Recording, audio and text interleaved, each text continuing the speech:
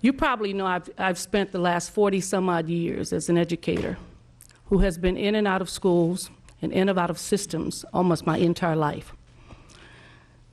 I would never, ever develop an evaluation system based on one indicator. I served as a vice chair of the National Alliance for Restructuring Schools and the national chair of the New Standards Project. And a part of that whole effort was talking about multiple forms of assessment. And that is what is found in this bill. I would encourage all of those who spoke today to actually read the bill. That's critical that you understand what I'm saying. Almost every comment mentioned here is in my bill, where it talks about helping teachers, professional development, performance, those kinds of things based on the need of the teacher and on the students. I have not prescribed that you have to have test scores. It is one of the many elements that districts can choose or schools can choose to assess teachers. Young people who don't do well on tests may do extremely well on portfolios or oral presentations and projects. That's listed in this bill as an option. Some may be good at their hands and get certification in various skills and development and trades. That's in this bill. You have those students who are going to do the A through G requirements and complete those requirements, but never ever test extremely well. And I've had kids like that in my own family. That's in this requirement. So what is here, it says that center to the assessment of a teacher and a district ought to be that students make progress. I realize that if I've been in schools and I've worked in special ed programs where kids in the 10th grade read at the 3rd grade level, I am not unrealistic to believe that in 1 year or 2 years of being in that program, they're going to be at 12th grade level.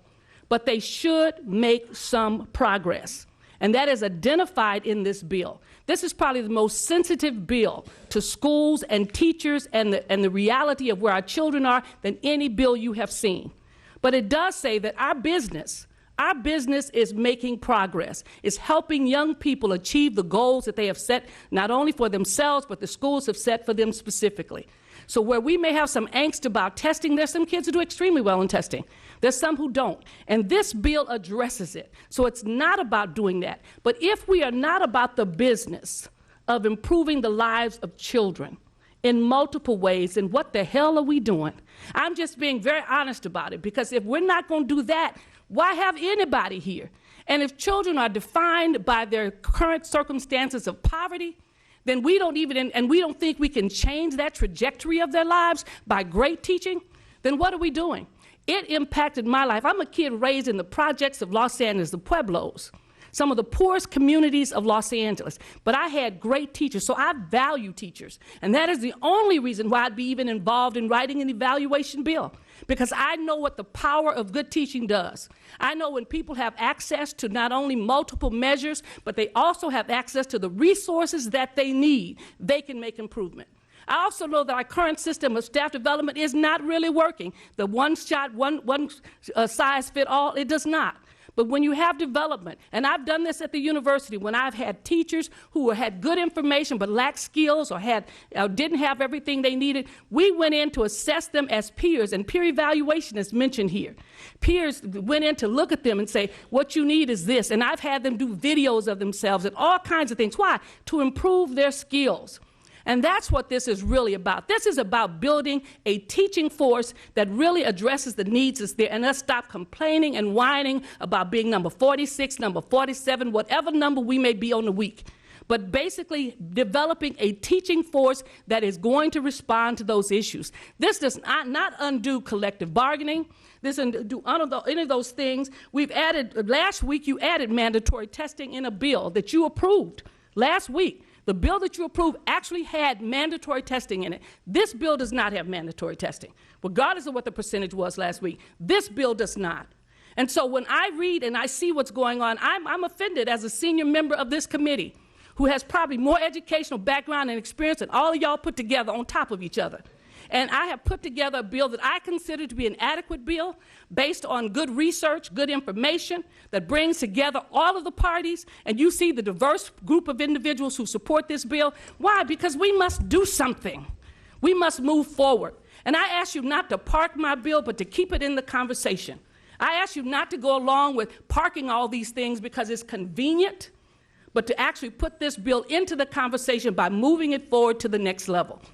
And I know that's controversial, but I think at some point our children deserve of those of us to stand up for them and to fight to make sure this happens. We will continue to work with this bill. As California Federation, she just said they like aspects of it. They want to continue to work on this bill. We do too. And so I ask for you to be bold enough to stand with me. Don't tell me how great I am and how bold I am. I ask you to be bold too, because it needs more than one bold person in this assembly to make a change. And for all of us to work together to really do what we know is best. I want every teacher in this audience to have access to quality professional development and support that's there. And we can make that happen. I want them to have colleagues that they can bring into the profession that will not run away after a year or two because it's hard, but have the kind of support and the mentoring that's there. This bill allows us to do that. I also want them to know that there's not just two categories of life. I worked at the university, and there was always a need improvement category that allowed people to grow and to be professionals and not say you're either great or you're cut off. And that's the system we have now that is inadequate and unfair. And so I ask you to join me today with 1495. You can do what you want to do. I refuse to gut this bill, to take the heart out, which is really changing the evaluation system and giving our teachers what they need, the support in the category in the middle that allows them to grow and develop. I could have copped out and would have been all nice, we'd all been dancing and skipping down the yellow brick road. But I refuse to do that today. I refuse to do that because I did not come here to go along with the program. I came here as a member of this assembly 2 years ago because my children needed it, our community needed it, this state needs it. And what am I going to do after 40 years of working in a system that I'm frustrated by? I'm going to go along with just to get along? No, I'm going to challenge you. I'm going to challenge each one of you to stand with me on this issue and to begin to work on a process and a bill that will make a difference for the children of California. And I ask for your aye vote for this bill to move forward. Move the bill.